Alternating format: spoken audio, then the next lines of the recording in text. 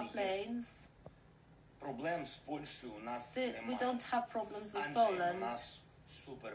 We have a great relationship with Andrzej. Every day, we speak every day with Duda.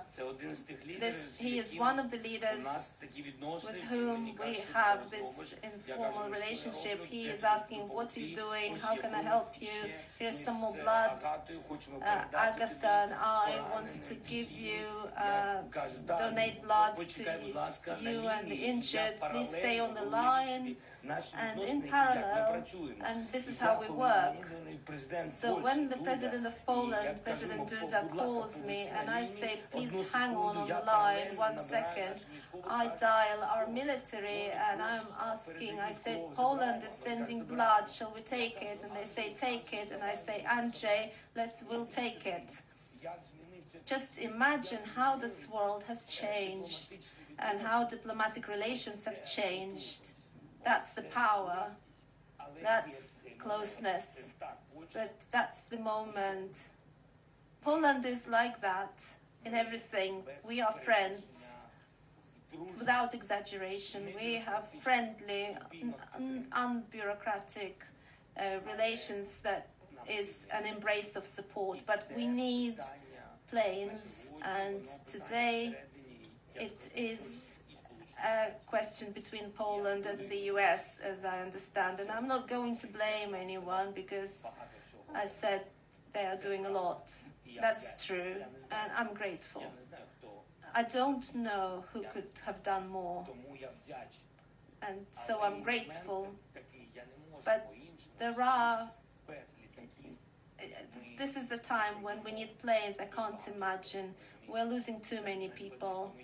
That's the most difficult part, so I would like to get this resolved.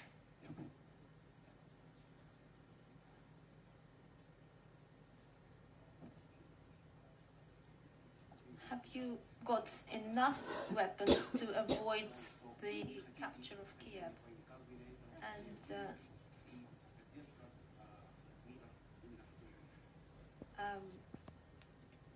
do you think you don't want the war to end? Thank you. Lavrov said you don't want the world to end. Well, you know, every person deserves the face they've got, and the face betrays their life, their road, and their end. I know the road this man is taken. I can read faces, and I'm pleased to see your face, but it's not interesting to see his face. I saw his for the first time in this long line. We were meeting President Trump, and there was this scandal about phone calls and so on. And Lavrov came up to me in the line, and he said, Mr. President, I am the foreign minister. And I said, yes, I know you, I watch TV. And he said, what do you want from Russia? And I said, look, I just want the truth. Is this between us? And he said, yes, of course it's between us. And I said, well, between us, I would like you to release our territories and for the relations between our countries to go back about 10 years, because the number of friends I used to have and the relations I used to have in business and with the guys from Russia, that's all gone, that's changed, that's been buried, generations have been forgotten, and that's wrong. I just want peace, but that's between us. In terms of peace, that's for everyone, but between us, you really do need to try.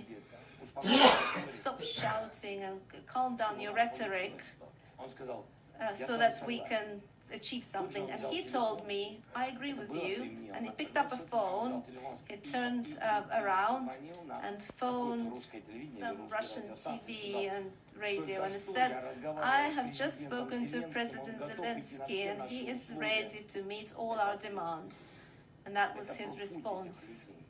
That's the path these people are taking. They're not ready for peace. They're interested in the road to peace, the bloody road, a financial road, and they're interested in the here and now. They don't care what happens after them. But the world is such that there will be a time after them. And what did you want to ask? Did you receive enough weapons to avoid the capture of Kiev? And no, there is no sufficiency in weapons. I don't even want to say it. It's not about building up enough weapons. There's a lot of weapons. They are 10 times more than us, but they are 10 times smaller than us. So it's not about the number of people coming here, but their goal. Our goal is defense and freedom. That's all. We don't have any other values because our children are our freedom. What will be left after me? My children, I want them to be alive. That's all. I don't want anything else. That's what I want on everyone. Their goal is to get the nation down on its knees, multi-ethnic nation, where the people, regardless of their roots or their language, where people feel equal. We are building a society like this. We've only just begun building it, but we've always been like that. We are a nation united, and that's what Russia is afraid of. Russia is afraid that we are a united nation, that we no longer have the government and the people. We have one thing. We are all one country, and that's what they're afraid of, because this unity is everything. We want to defend it, and they want to destroy it. Are there any guarantees for what? Guarantees for what? We're not attacking Russia. We're not planning to attack it. Guarantees of what? That's about NATO. We're not members of NATO. We don't have nuclear weapons. What am I supposed to give somebody? It's another information bomb. What shall I give? What do you want from us? Please leave our land. If you don't want to leave now, sit down at the table of negotiations. I am free.